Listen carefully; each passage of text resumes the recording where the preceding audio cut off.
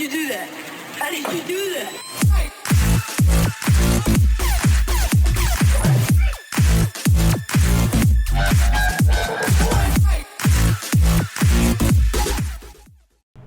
Welcome back everyone to another ESO build video. Today is going to be the update to the Atronach build. Now this is a Warden tank focused on obviously being able to be quite tanky, taunt and aggro the stuff, but of course apply a lot of CC and buffs to the group. This is actually very good at keeping your group alive and supplying them with those much needed buffs where they're not always necessarily applied, depending on what sort of group you're in, whether it be dungeons or trials, doesn't matter. This is viable for both. Anyway, if you want Ebon and Elkosh, leave and go and look for it. It's already been done. I'm not going to be doing that in this video. So, first of all, we're going over the stats. We are on 55.5k health. That can actually go less or more depending on how you distribute your points here. But 60 points into here and 4 points into stamina is absolutely fine, giving us almost 18k max stamina as well, alongside 1700 magicka recovery. Our resists, I should have put them on, are 30k across the board. 32, 33 is cap, so make sure that you can get there with minor buffs from your group if possible. If not, you can always change your CPs or even a couple of traits if you prefer. However, 30k for us without any additional buffs is absolutely fine. Now, you can drop your health and put in more stamina if you want, but just bear in mind you will obviously negate some of the effectiveness or reduce the effectiveness of some of your health-based skills, which I will go over. However, it's up to you. If you want to block a bit more, have some more stam, your choice. We're using the Atronach Mundustone, so we have more magicka recovery, so we can use our buffs and teleporty chain type abilities more often if you need to. And of course, we're using max health, max magicka food. Anyway, I'm going to go over the skills in detail. I will explain where they all come from, where the morphs come from, what they are to start with, and all that good stuff. So if you are not sure, stick by this. I will explain everything. If you think you already know it all, that's absolutely fine, but you may risk asking questions that I already answered because I do go over a couple tips and stuff in here as well. So first of all, the skills, then the passives. First of all, we're using Bullnetch, which comes from the Animal Companion skill line. You will need to slot a couple of these abilities while you're leveling up, but it's a fourth ability you unlock. Morph it to Bullnetch from Bettynetch. Now, I know the blue one gives you the magicka recovery and you can remove a negative effect. However, this particular one increases our stamina recovery because it gives us 4,000 back over 27 seconds. Now, that does include while you are blocking. Now, while you're blocking stuff, look at my stam bar. You cannot recover stamina. It doesn't move. But if you have this active, although it's a small amount, you do benefit from recovery.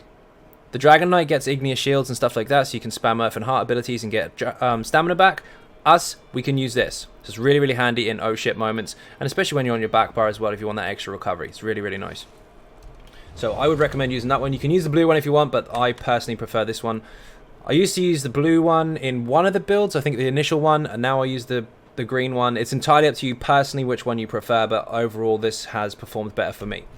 The next ability is Polar Wind. This is in the Winter's Embrace skill line, and this is the third ability you unlock.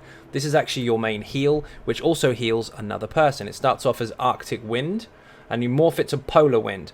Now this will actually heal you for 17% of your max health, and it will deal an additional 10% of your max health over 10 seconds. So you get kind of a heal over time afterwards during the duration of it.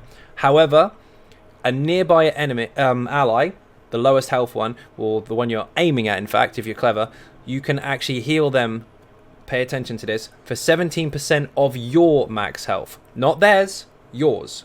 So if they've got 15k health or so, and you heal them, they don't get healed for 17% of what they've got, they get healed for 17% of what you've got. So if we are max health of 50k plus, they're going to get a really, really big heal. Not to mention this almost goes to 60k if you actually get minor toughness on board, but I'll show you that in a moment.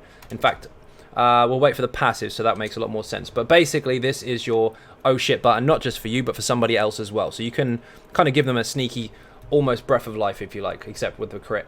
Not quite so high as a Tempest heal, but it's really, really handy. Now, the next one is Pierce Armor. Of course, you've got to have a taunt. Most people don't necessarily know what this is when they first start the game, but this does apply a taunt to the target. So, this actually aggroes the enemy, whether it be a boss or ad or whatever, and it will attack you only, apart from AoE effects, for 15 seconds. Now, at the same time, this also applies Major Breach and Major Fracture, reducing the spell resistance and physical resistance of the target by 5280. This needs to be on the target at all times. That part of the skill only lasts 12 seconds, although the taunt lasts 15. So instead of reapplying this as it's about to run out, and I say that very carefully, as it's about to run out, not after, because after it's already run off. You actually reapply a little earlier than that. You want to reapply this every 12 seconds if possible to keep that major debuff active. Now, enemies in the game mostly have 18,200 resistance, if we're talking PvE stuff, dungeons and trials and such like that, which means this will strip 5.2k off of that. Now, people in your group will have their own penetration bonuses and such to their damage types, and there are other debuffs that you can apply as well to bring it down even further, and they do calculate together. So a penetration bonus plus a debuff bonus basically do the same thing and ignore that amount of resistance of the target. If you can get it down to 0, awesome. But that's for you and your group to try and decide. However, this taunt does apply the major fracture and major breach straight away, so this can stay on all the time, and you've always got that guaranteed debuff on there. By the way, just to note, if you're not familiar with this, major breach and major fracture are buff or debuff types, which means they do not stack. So if you have another type of this, they won't stack on top of it. It's the same thing. Did I tell you where this comes from? Puncture, first ability in the Sword and Board skill line.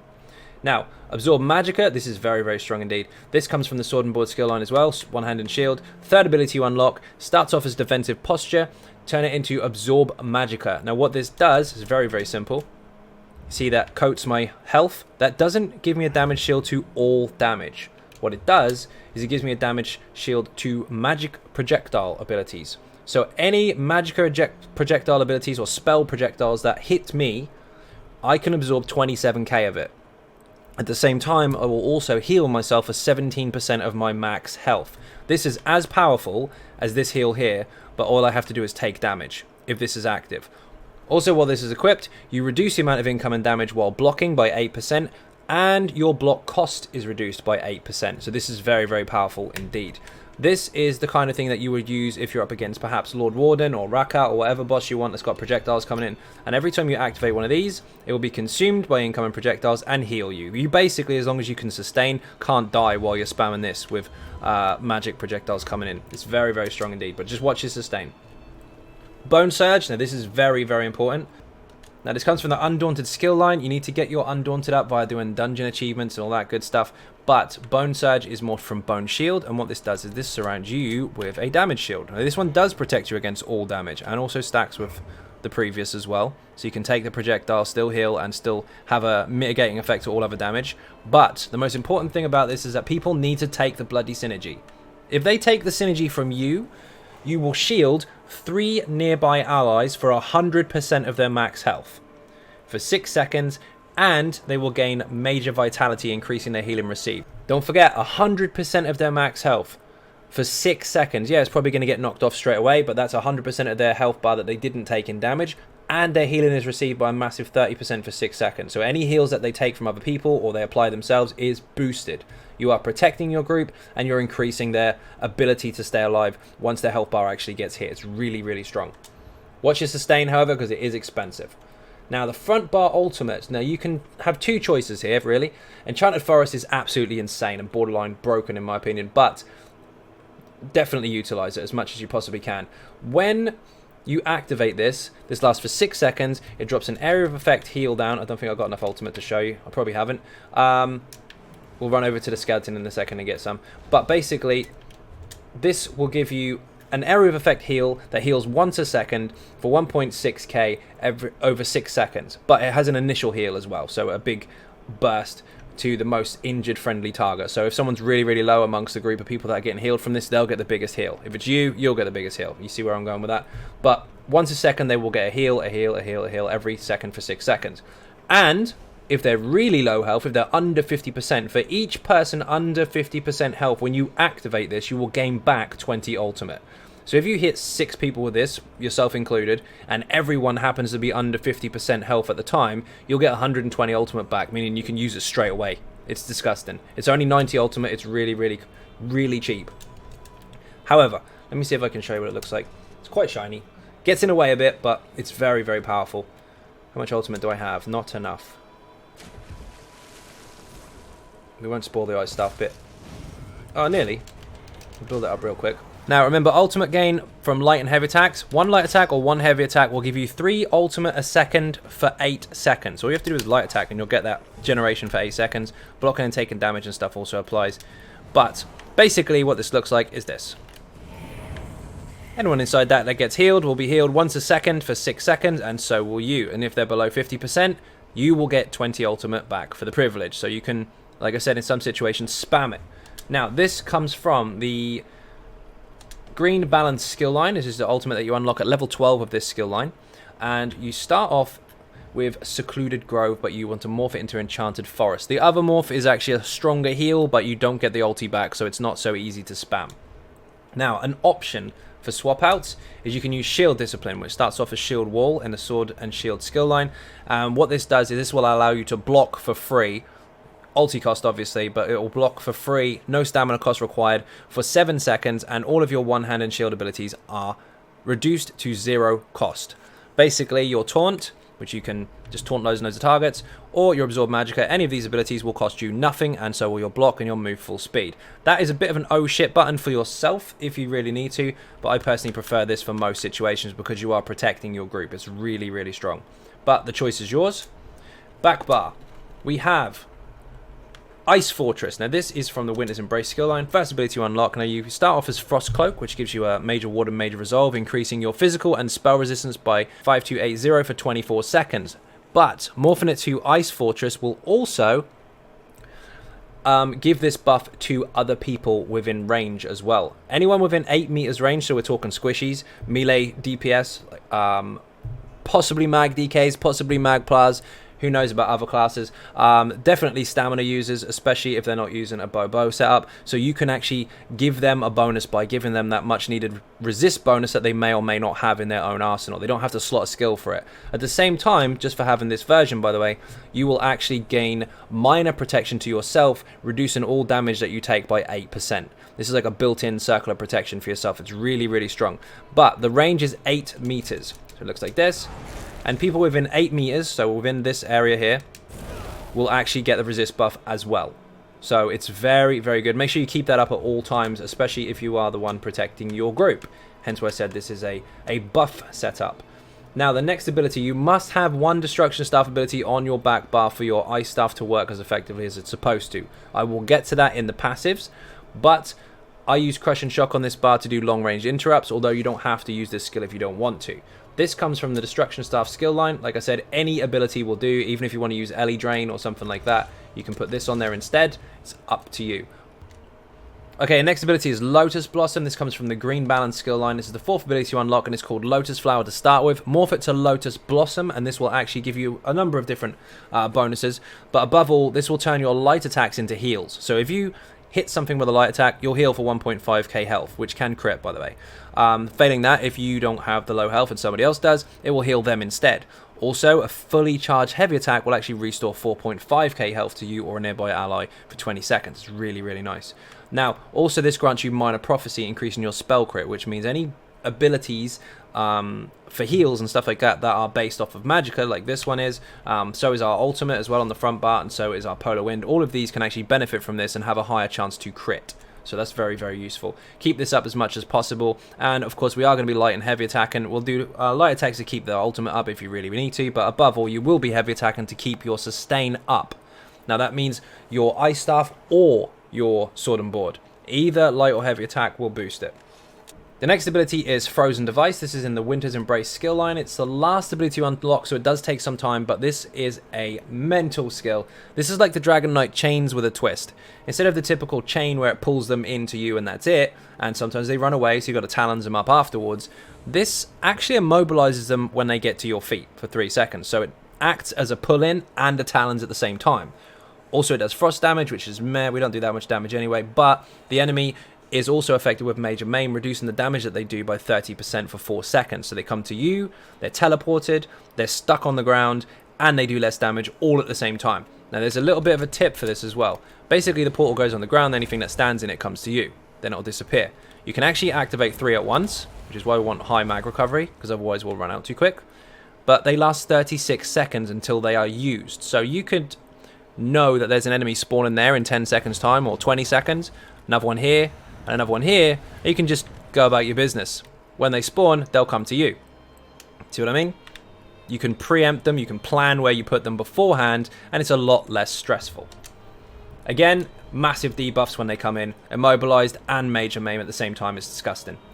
The next ability, Grip and Shards. This is in the Winter's Embrace ability as well, or skill line rather. The second one you unlock is called Impaling Shards to start with. Morph this to Gripping Shards. The other morph of it is a ground-placed AoE, kind of for DPS types. This, however, is just planted underneath your feet instantly as an insta-cast instead of a double tap or a placed ability. Now what this will do is frost damage every 1 second for 12 seconds to enemies in the area and reduce their movement speed for 3 seconds, but also on cast, enemies in the area will be immobilized for 3 seconds, so you can actually immobilize all the enemies, kind of like the Talons for the DK, except this does damage as well, and the damage is actually based off of your max health, so the more health you have, the more damage this does per second. It's not massive in terms of DPS, but it will contribute. 1k a second is actually quite nice. So this basically goes down on the ground like this. It literally just spawns where you are. So wherever you stand, it will be there. And this will pin everyone around it. Really, really strong indeed. And when I mentioned earlier about the Wall of Elements down on the ground as well, that can also immobilize. So you have like kind of a double immobilization ability here that can still affect them afterwards via status effects and stuff like that. So it's really, really strong. Just note, by the way, if you use this and then chain at the same time, obviously if they're already immobilized from that, then this won't immobilize them until it runs out. Now, the ultimate on the back bar. This is also a flex slot. It's entirely up to you which one you use. You can use Permafrost or you can use Warhorn. Obviously a lot of people like Warhorn, so if you want to take it, go for it. But this one is very, very strong indeed. I told you at the beginning that we are built to protect and heal and buff the group, this particular build. This is very, very strong indeed. This is basically your built-in Nova. Now this will actually do frost damage every 1 second to all enemies around you, but also reduce their movement speed by 70%. This is massive, massive CC, which, with it being ice damage, can also immobilize them as well, or stun them on the spot into a big ice statue, which is really cool. However, at the same time, this applies major protection to you and nearby allies, reducing the damage that they take by 30%. This also stacks with Major Maim. So you have this ability here for Major Maim if you want to, which is the frozen device, and then you can also use Major Protection at the same time, and they do two different types. One lowers the damage of the target, the other reduces the damage you take. So they're really, really strong. Damaging an enemy 3 times, by the way, will stun them. So if you've got a massive, massive AoE pull, you stick this down, put down Permafrost, nothing can move. Now we're going to give you a quick demonstration as to what that looks like. Once I've built Ultimate, we'll skip this a little bit. Okay, so basically, if you want to really, really cause some havoc and some really nasty CC, apart from obviously keeping your buffs up, you have this on the ground, and then you do this. Anything inside this is stuffed. You can't move. Obviously, bosses can't be immobilized, but big trash pulls, this is really, really messy, and can control so much stuff. So you've got two very, very strong protective ultis there. You've got one which will heal your group, which is very, very cheap. And you've got the other one which will protect them, which will reduce all the damage they take. It's really, really handy. But people have to be close by, of course. This is kind of your, if there are any melees around, you can protect them and buff them and everything. It's really, really nice. Now, passives. This is where it starts making a bit more sense. We don't use all of these, so I selected the ones that are important rather than the ones that are not. But when you have an animal companion killed or unsummoned, you restore 1436 health. Now, we don't use any pets, do we? Yes, we do. We use this little squid dude. We use the bullnetch. Now, let me lose some health. I'm going to unsummon him and resummon him again. I'm healing. And it can crit. And it's free. This doesn't cost anything. This just gives us stamina recovery all the time. So if you're in trouble, you've got no resources left whatsoever, you can actually spam this and heal. So that's very, very helpful. Activating an animal companion ability grants full ultimate. This effect can cool down of 8 seconds. Now, this is also affected. So if you cast this ability, once every 8 seconds, you'll gain ulti, which is a no-brainer. Make sure you get it. Increases your magicka and stamina recovery by 12% if an animal companion ability is slotted. It is slotted, so we get that massive recovery bonus. Very nice indeed. The last ability increases your damage for each animal companion ability slotted. It's not worth it. We're not really doing that much damage. Although, if you've got the spare skill points and you really want to kind of add that tiny, tiny percentage to your frost abilities or whatever, then go for it. It's entirely up to you. Green balance. Of course, we want to make sure we get all of these. When you heal yourself or an ally while under 40% health with a green balance ability, you gain major mending, increasing your healing done by 25% for 3 seconds. So, if you heal anyone with this or with your Lotus Blossom, you will gain Major Mending, which means all of the heals you do, everything will be increased. Very, very strong indeed. When you heal an ally with a green balance ability, this one can be your ultimate or your Lotus Blossom. You gain 250 Magicka or 250 Stamina, whichever resource pool is lower. This can happen once a second, so as long as the ticks are happening, basically. So keep this one as well. Very, very handy. Increases your healing done with green balance abilities by 2% for each green balance ability slotted. Of course, we have one on each bar, so we get the 2% on each bar. Did I finish those? No. Oh, wrong one. And of course, when you heal yourself or an ally, you grant the target minor toughness, increasing their max health by 10% for 10 seconds. Every time you heal someone who is not 100%, including yourself, your health or their health will go up for 10 seconds. This is the same buff as what you get with Warhorn, so no, they do not stack. However, you can keep this up pretty much all the time. I've got no way of damaging myself, so I will just throw on some more food because it negates my health. Now watch my health. I'm not on 55k anymore. I'm on 59, almost 60k health. That applies to other people as well. You all get 10%, especially if they're inside a massive heal or they get hit with Lotus Blossom or anything. If they're inside any of your heals, they will receive that bonus as well. So again, we can buff the targets. We can buff our group with our resist buff. We can also heal them with our lights and heavy attacks. We can apply major protection rather. We can also apply major maim. We can also heal them with this burst heal of 17% of their max health, and we can also give them minor toughness as well. We are a buff machine. We can make sure we can keep them up as much as possible, and we've got a damage shield which they should be able to take, and again buff them by taking a bonus damage shield so they take less damage. It's really, really handy. We've got lots and lots going on here. Now, of course, the ice skill line, Winter's Embrace, increases the chance of applying shield to enemies with Winter's Embrace abilities by 200%. Increases your physical and spell resistance by 500 for each Winter's Brace ability slotted. Now on the front bar we actually have just one. So we get the 500 resistance across the board. On the back bar we actually have 1, 2, 3, 4. So on the back bar you'll notice that we have a 2000 resistance increase on the back bar. It's incredible. Really, really strong passive. Make sure you get it. Reduce the effectiveness of snares applied to you by 15%. You will get snared.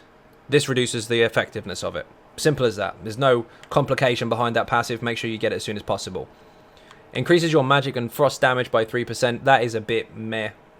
We're not really bothered about damage because we're a tank. But if you want to boost it just a little bit, then you can. Okay, one-handed shield. What you need to do here is make sure you get every single one of these passives. This reduces the stamina cost of your one-handed shield abilities by 10% and reduces the cost of blocking, which is essential. Also increases your weapon damage by 5%, but also the amount of damage you can block by 20%. This increases your standard bash attacks, but deals 100% additional damage while costing 40% less. So the damage isn't going to be massive, but the cost reduction is huge. This one obviously increases the amount of damage that you can block from projectiles. You will get hit by those, especially magic stuff, quite a lot. And remember, our damage shield that we have, our defensive posture, or absorb magicka rather, that we've morphed it into, can actually absorb those as well. So while we're blocking, we take less damage from it, but our damage shield also takes it away and heals us. Increase your movement while blocking. You will block. It stands to reason you're going to have to block. And you will be moving sometimes while blocking, so you're faster. Now, destruction stuff. This is incredibly important because you are going to be able to utilize this a lot on this particular build, and you're going to want to have these passives. Now, this is very, very important. If you are a DPS character and you have an ice staff, no problem.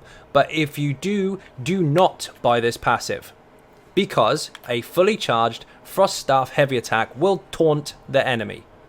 Gives you a damage shield as well, but it taunts the enemy. So for us, this is essential. We do want to have this. But if you are a DPS player watching this video, do not buy this passive. It won't give you any increased damage. It will just make you aggro the boss. And that is why we see lots of ice staff DPS users running around the room screaming, taunt the boss. You taunted it. Your fault. But we do need it. Get it as soon as possible. Elemental Force, this increases your chance to apply Burning, Concussion and Chilled status effects by 100%.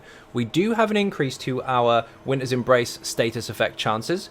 This also increases the chance of status effects for our destruction stuff, abilities, and any other status effects that we apply by those types outside of the destruction stuff skill line, but we must have a destruction staff equipped. So This here, we get 200% increased status chance for that ability as a class. But on the back bar, your status chance is increased because we're holding a Destro Staff. Bear that in mind, your chance is increased while on this bar. That for the skill, whoops, this bar for the skill, that bar for everything else. Very, very important. I know people get this passive and think, hang on, I don't have an increase on my front bar. No, because the front bar is a sword and board. Make sure you're on the back bar to benefit from this passive. This one as well is very, very important. Equipped in a Frost Staff reduces the cost of blocking by 36% and increases the amount of damage you can block by 20%. Make sure you get this as soon as possible. This one is not essential, but it can be quite handy. You will need to heavy attack. You will use some damage abilities from your Destro Staff occasionally, maybe an interrupt or Wall of Elements for extra CC or whatever. If anything dies in there and it's your kill, you will get up to 3,600 magicka back if you max this skill out. 1,800 for me because I don't have a max, but if you do max it, it's 3,600. It's really, really handy. Now, we're not using any light armor. We're not using any medium, so we can ignore those. We're using nothing but heavy. 7 pieces, in fact. Each piece will increase your physical and spell resistance. Also, it'll increase your Constitution passive, which increases our health recovery, which is a bit low because we're a vampire, so that's not necessarily essential. But you will restore 108 magicka and stamina when you take damage once every 4 seconds, which will give us back 757, which is really, really nice. Juggernaut, of course, for each heavy armor piece worn, we gain 2% max health, which is why our health is so high. We've got a 14% bonus there, which is huge. Also, this increases the return of your heavy attacks for magicka and stamina. So, sword and board heavy gives you stamina back. Destro Staff heavy gives you magicka back. Either of those is increased by 25%. It's huge. Also, this increases your healing received by 8%, and that is going to be incredibly essential when I get to the sets, and you'll see why when I get there. Vampire, of course we're a vampire. 10% increase to max stamina and magicka recovery. So we have nice recovery across the board throughout, just for being a vampire. Also, Undeath reduces the damage taken by up to 33% based on your missing health, while your health is below 50%. Remember, if we go low health, we actually can gain major mending, increasing our healing done. So going low health is not necessarily a bad thing. Also, we have such a massive health pool, it's not going to be that easy to get low health unless something's really, really large. Also, if we do go low health, we take less and less and less damage the lower we go. So you get tankier the less health you have in your bar. It's disgusting. This is a very, very essential passive.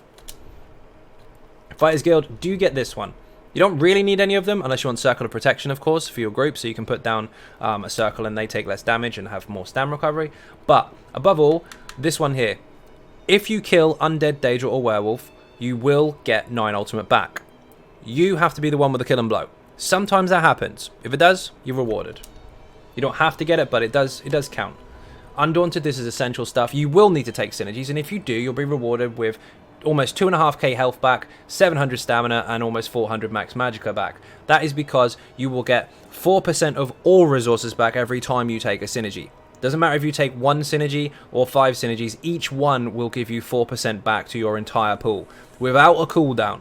The only cooldown is on the synergy itself. So if you have 5 synergies available, pick them all up and you've just got 20% of your stuff back. It's very, very strong. Pick synergies up. Also, increase your max health, stamina, and magicka by each type of armor worn. We are just wearing heavy armor, nothing else, so we have 1 type, so we have 2% across the board for all resources. You will need Warhorn occasionally. I should have bought that already, but I didn't. Perhaps you want to play that way, perhaps your group requires you to have that buff. If so, go into Assault and make sure you get Assault 4 so you can unlock Warhorn. It's really, really quick to unlock. Just go into a battleground or so and you'll get it in no time. Failing that, find a Zerg and Cyrodiil, stick to it, give people some heals, and you will unlock it in not far short of a couple hours or so. Maybe not even that. It's really quick. We are an Imperial, of course, so ignore this one because that's just for leveling and getting gold. We do get a 12% increase to max health, which is bloody huge. Also, we have an increase to max stamina, which is 10%, which again is huge and exactly the same as the Red Guard, which is also the highest stamina pool bonus in the game. And also, your melee attacks, your lights and heavies, have a 10% chance to restore 6% of your maximum health. Remember I said if you lower your health, certain abilities will be affected? Well, just remember that this affects your max health. The higher your health, the more effective this heal is to you and your group member. Bone Shield is based off of your max health as well, and also so is this. You can actually heal from lights and heavies, and it is massive. It's really, really powerful. So if you're trying to keep up your sustain, you got your buffs running for argument's sake, you got your taunts running, but you want to keep up your sustain and protect your group as well. You can go like this, heavy shield, and every time you heavy attack, and not only are you getting resources back, but you can also heal yourself as well. If you heal yourself, remember you can get minor toughness, which increases your max health. Again, all these passive bounce off each other. Really, really strong indeed. Now, one more final passive that I will tell you to get is medicinal use. What you need to do is max out alchemy. I'll put a guide in the description and get it to 50. Then put this to level 3 and dump all the rest of the points. Unless, of course, you want to continue making potions. This will increase your potion's duration by 30%. I generally use mag pots if I'm using trash stuff, but if you've got a little bit of money or a lot of materials, then make yourself some tri-stat pots where you get health back, magic back, and stamina back, and you get a 20% increase to each of the 3 recoveries as well. This will make them last 47.6 seconds with a 45-second cooldown. Yes, that does mean that you can have 100% uptime on them. If you don't have this, the potions will last about 36 seconds, and you'll have a 10-second downtime without any of the bonuses. So I would highly recommend getting this passive. Now we're going to get into the gear. Don't laugh. Here we go. First of all, we are using 5 Plague Doctor. What a surprise. I don't have the right glyph on that. Where's my other one? No, I put it in the bank. Never mind. This one I usually change the glyph occasionally. I mean, you can use this to get more health back. You can heal off it. You can get that kind of stuff if you want to use kind of a leeching enchantment, a life-changing one, but I wouldn't recommend it. You can use a damage shield one in this. You can use a reduction to spell damage and weapon damage glyph, which is really, really effective. Or if you want to go with the traditional crusher, you can. And of course, you can change this into infused if you prefer, but you'll have to alter your CPs a little bit for your resistance. But I personally preference defending flat off the bat, but the choice is yours. This set will give you max health, healing received, and of course a massive, massive health bonus. Now, healing received, for those of you that are not 100% clear, means any heal that you receive, whether it be somebody else healing you or you healing yourself. It stacks with any heal that affects your health bar. Now, we're using Sword and Board of Plague Doctor. Don't panic if you don't have the Sword and Board of it, or if you have an alteration of different sets that I'm using in different orders. As long as you have 5 of one set and 5 of the other, doesn't matter which part goes where. Just be aware of that. Back bar, of course, to make sure that we've got the 2 pieces the same. We have an Ice Staff of Plague Doctor. This is defending also. Again, the glyph on the back, as long as it's not the same as the front, can be anything you want. You can use a Crusher, you can use a Shield Enchant, you can use a reduction to weapon and spell damage, although that's a little more effective on the front. Or you can actually just use it as a return. So if you have a stamina return glyph or a magical return glyph, that's very, very effective when you're using heavy attacks. It's really, really nice indeed. But above all, make sure you've got whatever weapons you have on the front, make sure you've got the same on the back, because the Ice Staff counts as 2 pieces. There's 2 pieces here, and there's 2 pieces here. So when you swap, you don't lose any set. Previously, that was an issue. After Somerset, that is not. Now, we're using 1 piece of Malabeth on the head, heavy reinforced. This will give you a max health bonus, and also when you take damage, you have a 6% chance, which actually happens a lot, to create a beam that steals health from the target. 7k, in fact, over 4 seconds, which doesn't seem like a lot. However, healing received, major mending, and all those shiny bonuses that you can and will get will actually contribute to this, so it can be quite high. But above all, while the beam is active, you gain major vitality, increasing all heals that you receive by 30%, which is absolutely insane. Of course, if you go out of range of the target, it will fall off, but it's really, really strong. This lasts for 4 seconds and has a duration, cooldown rather, of 6. So every time this runs out, you've got 2 seconds before it can proc again. It's very, very strong. Now, we're using 2 pieces of it, of course, but the helmet is heavy with reinforced, and so is the shoulder, because they both have the same resist value. If you can see, 2813, 2813. Now, there are some options for this particular setup. You can change this if you want. If you want to pump up your resists, so you hit cap before any buffs or anything like that and drop your CPs down, which I will show you, you can actually have 1 piece of Malabeth to give you the health bonus, and you can also have 1 piece of Chew Down and Reinforce to give you another nice resist bonus as well. That's entirely up to you. It's a nice flat across the board kind of build up to your flat resistances as well, so that you won't get the proc though, you won't get this heal on proc. However, another really solid option, you've got Lord Warden. Again, you'll have to watch your resist because you'll be over cap, so you have to reduce them and maybe change some of your traits to sturdy over reinforce if you're going to use this. One more option here for healing as well is Bogdan the Night Flame. I did try this out due to one of the other sets we're using. This was very effective and procs a lot. It's got a small area of effect, 5 meters in fact, heal every 1 second for 6 seconds and a 6-second cooldown.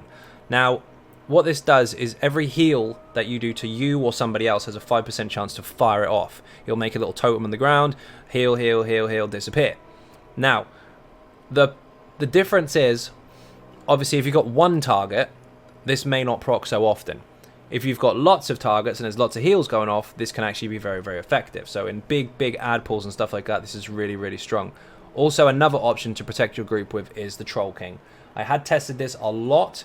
2 pieces of this. One will increase your heal and done, so your health is down a bit because you don't have the health from Malabeth or the health from or the resist from Chudan. But when somebody goes below 50% health, if you heal them, they will gain 1400, almost 1500 health recovery for 10 seconds, you included. And this can go on multiple targets. So this is very strong. It's got no cooldown. Just can keep applying once it's run out. So if you're in lots of stack ups, it's your choice. You've got the option here which increases your healing received, which is insane. You've got the option which throws down a healing totem for your group, which is very close range, so there has to be lots of melees in there. Or you have got the Troll King, which does kind of zip around, giving everyone really high health recovery when they get in shit. The choice is yours, but there's some really good options there to kind of chew over. But again, a lot of people like Lord Warden, so if you do have this, you are going to go way over cap on your resistances, so you are going to have to change your traits a little bit. Anyway, personal preference, either Troll King or Malabeth's, really strong indeed. Now, the other set we're using alongside Plague Doctor is, of course, Leeching. This is a health bonus, 2 healing received bonuses, and when you take damage, just like this one, if you take damage, you can actually summon a big toxic cloud. It's only about 4 meters across, but every 1 second, for 5 seconds, it will do damage, and every tick, every target will heal you. It is insane, and it's done for 100% of the damage caused as well. Now, I'm going to go over this in the champion points to show you how you can make this very effective, but this is really strong. On paper, it looks like dog shit, but it's not. It's really strong. If you've watched the Immortal Warrior build or a previous version of this setup, you'll see how this works. I will show a demonstration of this towards the end of the video to give you an idea of how this actually works, but it's very strong indeed. Now, the jewelry, we're using Magicka Recovery, 1 block cost reduction glyph, and Magicka Recovery again, healthy on everything. All the armor, we are using sturdy on the small pieces and reinforced on the large. That way you'll get the highest resistance as you can. Also, the shield is Nirnhoned because on the shield, that is the higher bonus to your physical and spell resistances if you max this out to a gold piece. Now, I'm going to go over champion points real quick. Oh, I forgot to mention that obviously there's a stamina glyph on the shield. You can change that to healthy if you prefer, if you're comfortable with your stam, but stam on there is quite nice. Make sure you get a gold glyph on there as well for the extra bonus. Anyway, I'm going to go over the CPs, and I'm going to explain a little bit how to use it. I'm going to show you a quick demonstration of the Leeching and everything all intact. It's quite shiny. First of all, don't forget you can change these out if you prefer, depending on the content you are in. 66 points into Ironclad, reducing the amount of direct damage you actually take, and you'll be taking a lot of it since you are the one with the sword and board and getting smacked in the face. 10 points into Spell Resistance, just to kind of top it up a bit because we're a little bit low. 56 points into Hardy and 56 points into Elemental Defender, making sure that, of course, we have a 12% reduction to all damage all the time. Also, pay attention to this passive here. If you break free, which you will have to do occasionally, your next stamina ability within 5 seconds is reduced by 80%. So throw in a taunt if it's not taunted, or throw in a bone shield for a really cheap damage shield if you have to break free. 40 points into Thick Skinned to reduce the amount of damage over time we take by 16%. 19 points into Healing Received to give us a 5% Healing Received bonus on top of everything else we've got from our passives and, of course, our sets. And 13 points into here just to boost our physical resistance a little bit, because, again, we are lacking slightly in comparison to that of some other classes. I mean, you can put an Ice ability on your front bar from the Winter's Embrace and pump it up by another 500 per skill, but you have to be very careful which one you replace it with in order to do so. Again, if you are using Lord Warden, dump these CPs and dump these ones as well, so you don't have that increased resistance, because otherwise you're going to go way over cap and you can put them elsewhere. Also pay attention to these. You will be resin occasionally because there'll be an oh shit moment where the tank has to take over. And also, if you do resurrect someone, you will increase their magical recovery for 8 seconds. So it's really, really handy to pay attention to these little passives. 44 points into Warlord to reduce the cost of break free. You will need to break free, reduce the cost. 64 points into Tenacity, increasing our heavy attack return, whether it be our staff or our sword and board, by 13%. 75 points into Arcanus, giving us a 14% recovery bonus to our Magicka, which we do need, as I explained earlier, with the portals that we have to spam. You do want to make sure you get your Magicka back quick. 11 points into Tumbling, just to reduce the dodge roll cost by 5%. Occasionally, you'll have to dodge roll mechanics, very rarely. So you want to get the cost down a little bit.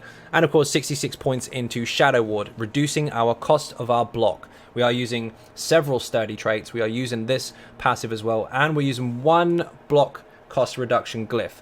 Now, if you go too high into it, yes, of course, you'll get the cost down and down and down and down and down, but there are diminished returns, so be very, very careful with that. If you check out Wool's website, he did release a block calculator, and I will put that in the description as well, actually. So if just in case you're wondering as to where you can really go with it, that should explain it all. It's really, really handy. 75 points into Blessed, increasing our healing done. So any heals that we do or anything that comes from us, including our sets as well. Legion does apply to this, and so does Malabeth. 48 points into Elfborn. Now, we can't crit our sets, but we can crit our ultimate, we can crit our Polar Wind, we can crit our Lotus Blossom, and all that good stuff. So you do want to make sure that if you do crit, you increase the strength of it, the heals that is. Also, 72 points into Thaumaturge. 64 points into Mighty. 1 point into Pearson, because we've got nothing else we can put it into. This will increase the damage you do with physical, poison, and disease by 13%. And this will increase the damage done with damage over time effects by 23%. Why do we do that? Leeching is a poison ability, and this does increase it. Now, Precise Strikes doesn't affect it because it can't crit, and Pearson doesn't affect it because it doesn't actually affect any penetration whatsoever. Now, if you look at the stats of the Leeching, Master at Arms increases the stats on the physical set itself visually. It tells you that it does more poison damage. However, your heals from the poison damage are set to the amount of damage you do. Fair enough.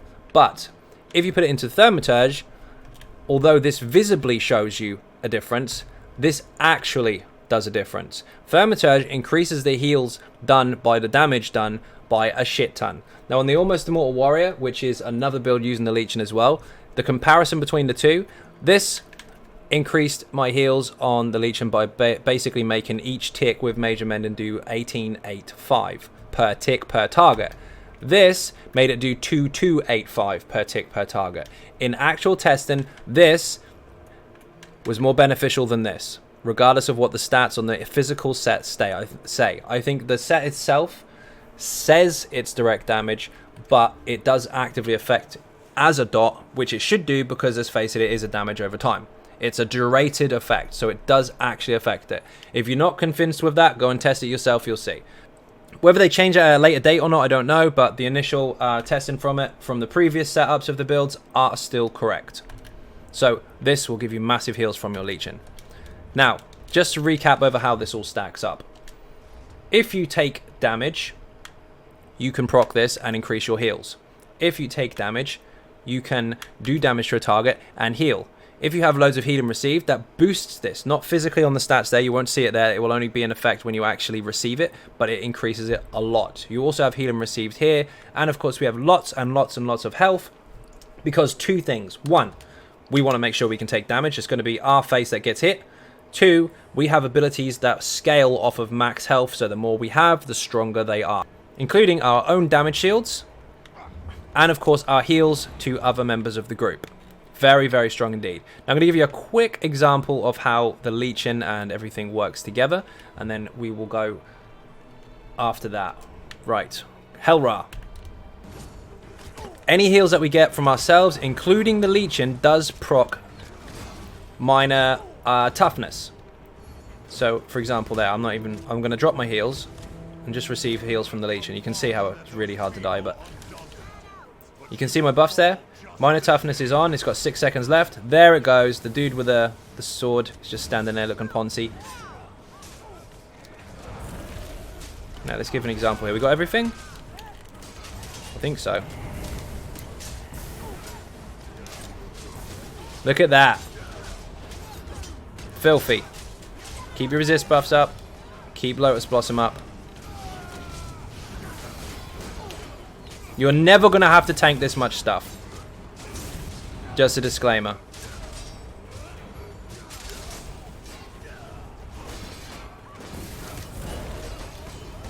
Remember, if you are in trouble, you can tank with your back bar for a brief moment because you use your magical bar instead of your stand bar to block with, which means you can actually recover if you're in trouble. And also, if you do heavy attack with your ice staff, you'll get a lot of magic back. While I'm taking this much damage, I'm also protecting the group with a resist buff, damage shields when I need to, and Lotus Blossom so that if I do heavy attack, I will heal somebody. Also, I've got trees to keep everybody up. And this burst heal from Polar Wind as well, which I'm not paying attention to my blocks, will actually heal somebody else for a large percentage of my health. Even knocked on the ground, you can still live.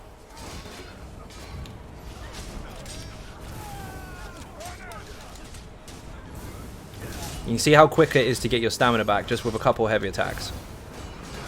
The ulti gain is insane. And there's your trees.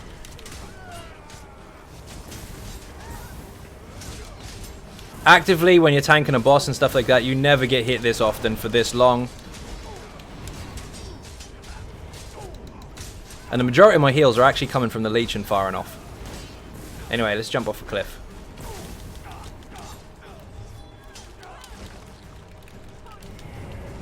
You can still live. Heal on the way down. No, I won't. I got killed. Anyway, you get the idea. If you move out of the leech, and obviously then the heals stay on the ground. They last 5 seconds, and they sit on the spot where they've been placed, whether it be a range target or a close range target, it doesn't matter. Wherever that fires, there's a big green effect just going off over and over and over, and you will heal from every single target that it hits. Now, large bosses do cover a larger real estate, and you can still get a massive heal from those. It's not just 1k a tick or so or whatever it is. You can actually heal really high, and the biggest heal I've ever seen so far is actually 45k in one tick with all buffs and bonuses applied. It's really strong. Anyway, hopefully that helped. Hopefully that wasn't too boring, and hopefully you have a better understanding of how to approach or use this particular build. And of course, if you are not subscribing, please do hit that button. It is free. Furthermore, if you want to help support the channel outside of YouTube, there are some links in the description for Patreon, Twitter, Facebook, and of course the website XynodeGaming.com, where all of the written guides are. There's a forum there as well, and don't forget I now live stream on Twitch instead of YouTube every single night from 10 PM UK time. Once again, thank you all very much for watching, and I will see you in the next video. Bye bye.